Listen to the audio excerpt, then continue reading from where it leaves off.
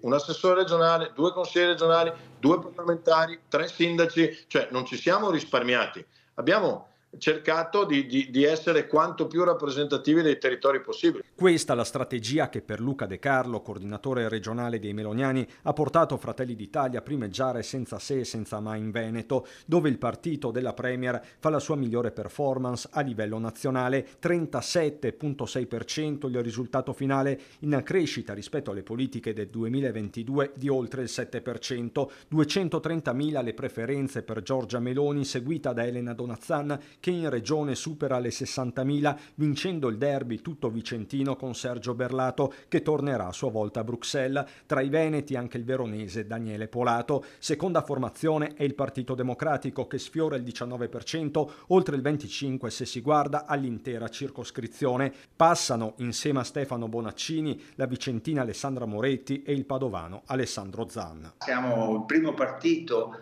sull'asse Patreve, il primo partito a Padova, Venezia e a Treviso. Questo ci fa ben sperare rispetto al futuro.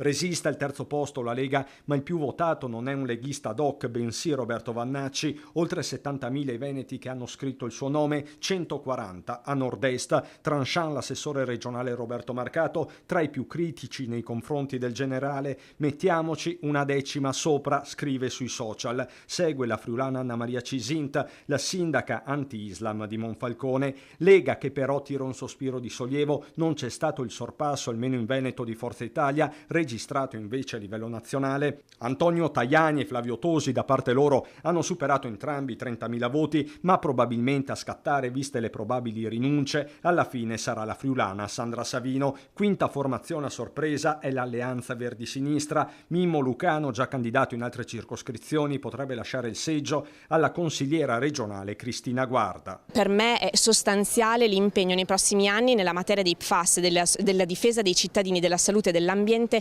dalle sostanze chimiche dannose e cancerogene che hanno causato più di 4.000 morti in più nel territorio più contaminato. Sopra la soglia di sbarramento il Movimento 5 Stelle, Sabrina Pignedoli sarà la sola a rappresentare il nord-est per i grillini. Un altro dato che secondo me è da rilevare in maniera negativa è il forte astensionismo che c'è stato. Questo sicuramente non è un dato positivo, proprio perché vuol dire che gli italiani vedono ancora molto lontana l'Europa.